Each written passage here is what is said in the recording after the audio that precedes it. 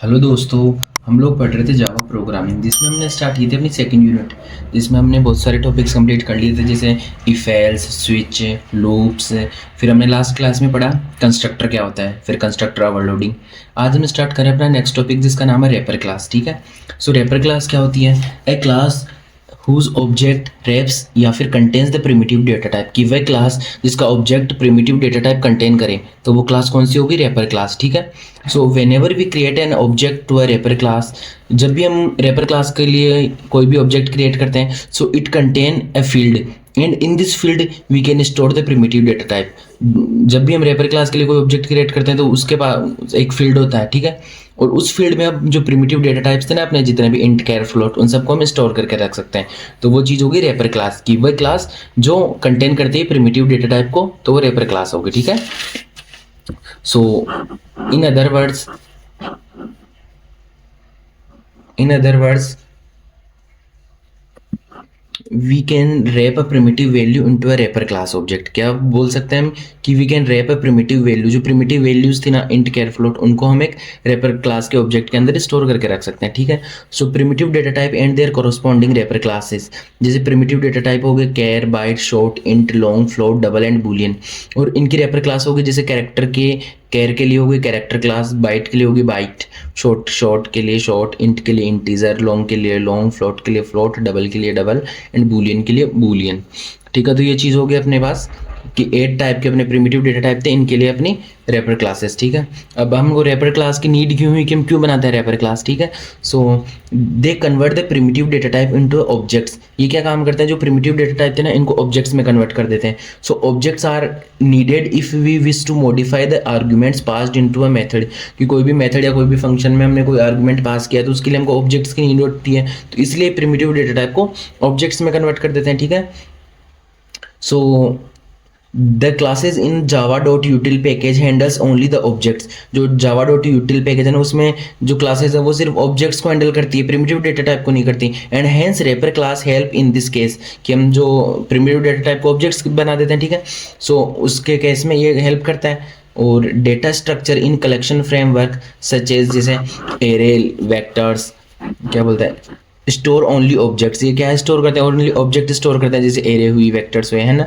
And not the primitive data type, तो हम इनमें प्रिमिटिव डेटा टाइप को स्टोर कर सकते हैं। ठीक है। An object is needed to support the synchronisation in multi threading, तो उसमें काम आता है अपना रैपर क्लास। तो ये हो गई all about the wrapper class क्या होता है। ठीक है। अब रैपर क्लास को में दो पार्ट्स होते हैं, एक तो होता है ऑटो बॉक्सिंग, एक होता है अनबॉक्सिंग। ठीक है। सो ऑटो बॉक्सिंग क्या होता है? Conversion of the primitive data type into object of the corresponding wrapper class, कि प्रिमिटिव डेटा टाइप को रैपर क्लास के ऑब्जेक्ट में कन्वर्ट करना, वो चीज़ हो गया ऑटो बॉक्सिंग। क्या हो गया? Auto boxing. जैसे इंट को इंटीजर में, लॉन्ग को लॉन्ग में। और इसका अपोजिट हो गया अनबॉक्सिंग, कि convert an object of a wrapper class into is corresponding primitive data type. जो ये ऑब्जेक्ट है रैपर क्लास का, इसको इसके करस्पॉन्डिंग प्रिमिटिव डेटा टाइप में कन्वर्ट करना, की ऑटो बॉक्सिंग का अपोजिट हो गया अनबॉक्सिंग। जैसे इंटीजर को इंट में, लॉन्ग को लॉन्ग में।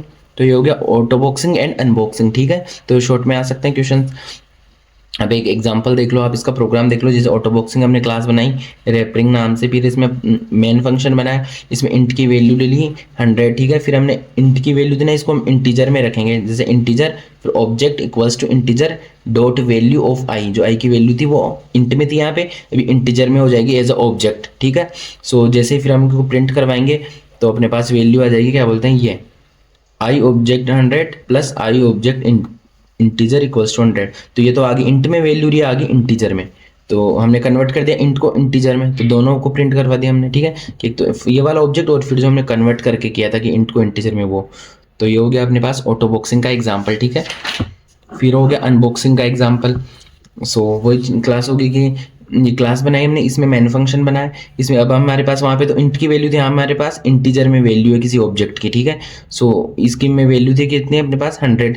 अब इसको हम कन्वर्ट करवा रहे हैं, इंट में प्रिंट करवा रहे हैं। सो इंट जे इक्वल्स टू जो आई की वैल्यू थी ना, ये यहाँ पे 1, वो, तो अपने पास ये प्रिंट हो क्या जाएगा। ठीक है। सो ये एग्जांपल हो गया अनबॉक्सिंग का। अब नेक्स्ट टॉपिक है अपने पास नेस्टिंग ऑफ मेथड्स, कि एक मेथड के अंदर दूसरा मेथड, एक फंक्शन के अंदर दूसरा फंक्शन, वो चीज़ हो गया nesting. So the method can be called by using only its name by another method of the same class. This is known as nesting of method, कि एक जो मेथड है वो उसी क्लास के दूसरा कोई मेथड उससे कॉल हो, तो वो चीज़ होगी nesting of method. So when a method in a Java calls another method, कि एक कोई मेथड या फंक्शन है जावा में, वो दूसरे मेथड को कॉल कर रहा है, दूसरे किसी फंक्शन को कॉल कर रहा है, तो वो चीज़ हो गई नेस्टिंग ऑफ मेथड्स। ठीक है, जैसे इसका एग्जांपल हो गया क्लास टेस्ट नाम की क्लास है। ठीक है, इसमें हमने वॉइड डिस्प्ले नाम का फंक्शन बनाया, इसमें प्रिंट करवा दिया डिस्प्ले कॉल। ठीक है, फिर हमने वॉइड शो नाम का फंक्शन बनाया या मेथड बनाया। ठीक है, सो ये हमने करवा दिया। ठीक है, अब ये वर्ड शो नाम का फंक्शन क्या कर रहा है, पहले इस फंक्शन को कॉल कर रहा है। ठीक है, सो जब भी हम जैसे मेन दूसरी क्लास बनाई मेन टेस्ट, इसमें मेन फंक्शन बनाया और ऑब्जेक्ट बनाया और हमने कॉल किया शो नाम के को, तो इसको कॉल किया तो पहले सिर्फ यही शो होना चाहिए ना, show call after display, but ये पहले क्या करेगा, खुद प्रिंट होने से पहले इसको कॉल करवाएगा। तो एक मेथड दूसरे मेथड को कॉल करवाना, तो पहले वो प्रिंट होगा ऊपर वाले फंक्शन का, और फिर जो नीचे वाला फंक्शन है ना, इसका ये जो हमने प्रिंट करवाया ये प्रिंट होगा। तो यही चीज़ होती है नेस्टिंग ऑफ मेथड। ठीक है, एक मेथड के अंदर दूसरा मेथड और ये एक मेथड दूसरे मेथड के थ्रू कॉल हो रहा है। ठीक है, अब नेक्स्ट टॉपिक है अपना पास मेथड ओवरराइडिंग, जो हमने ऑलरेडी फर्स्ट यूनिट किए थे, वहाँ पे कंप्लीट कर ली थी। ठीक है, so same method in a super and सब क्लास की, सुपर क्लास है, एक सुपर क्लास है, एक सब क्लास है, दोनों में सेम मेथड है ना।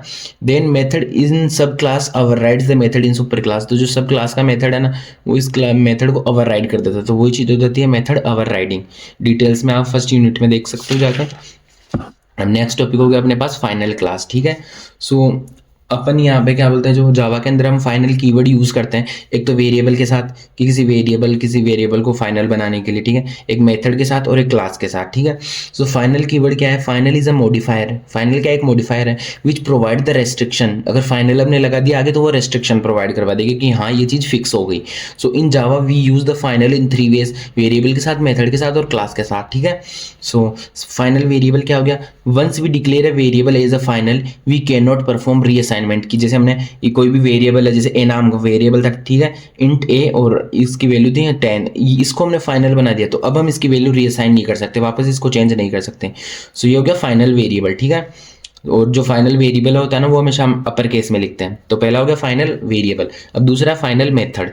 सो क्या बोलते हैं, फाइनल मेथड क्या होता है, फिर प्रोग्राम बाद में देखेंगे। Final method, whenever we declare a method as a final it can not override to our extended class, कि जैसे हमने किसी मेथड किसी फंक्शन को हमने फाइनल कर दिया, तो वो फिर ओवरराइड नहीं होगा, कि उस मेथड को फिर हम दूसरी क्लास के थ्रू कॉल नहीं करवा सकते, उसको फिर हम उसी को कॉल करवाना पड़ेगा। तो वो गया फाइनल मेथड। और फिर अगर किसी पूरी क्लास को फाइनल बना दिया, तो फिर एक क्लास से दूसरी क्लास में वो वैल्यू ओवरराइड नहीं होगी, मीन्स एक जगह से दूसरी जगह पास नहीं होगी, फिर वो उसी क्लास में रहेगी, तो वो चीज़ होगी फाइनल क्लास। ठीक है, सो सबसे पहले फाइनल वेरिएबल का अपन एग्जांपल देखते हैं। जैसे क्लास है फाइनल नाम की, जिसमें मेन फंक्शन बना लिया। अब ये जो वेरिएबल था ना इंट a इक्वल्स टू 10, ये हमने फाइनल कर लिया और इसको प्रिंट करवा दिया, तो वैल्यू अपने पास आ गई 10।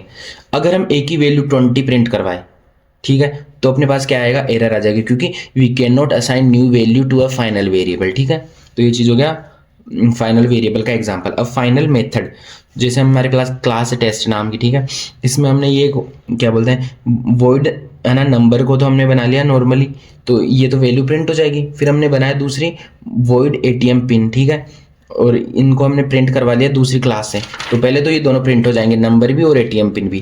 पर जैसे ही हम इसको फाइनल बना देंगे किसी एक फंक्शन को, जैसे ये था ना फाइनल मेथड या फाइनल मेथड को अपन बोलते हैं फंक्शन, तो जैसे हमने इसको फाइनल बना दिया तो नंबर तो प्रिंट हो जाएंगे, बट ये पिन प्रिंट नहीं होगा। जैसे यहाँ पे नंबर तो प्रिंट हो गए बट पिन प्रिंट नहीं होगा।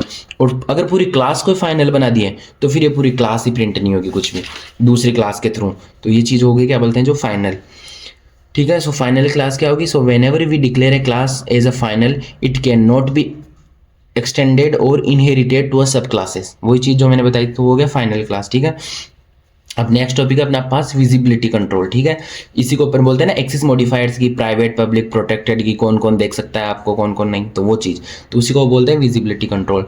सो the ability to restrict the access to a class members, की जो क्लास के मेंबर्स थे ना जितने भी, उनको कौन कौन एक्सेस कर सकता है उसको अपन रेस्ट्रिक्ट कर दे कि हाँ ये लोग ही करे, तो वो चीज़ हो गया विजिबिलिटी कंट्रोल, कि जो विजिबिलिटी है उसको हम कंट्रोल कर रहे हैं।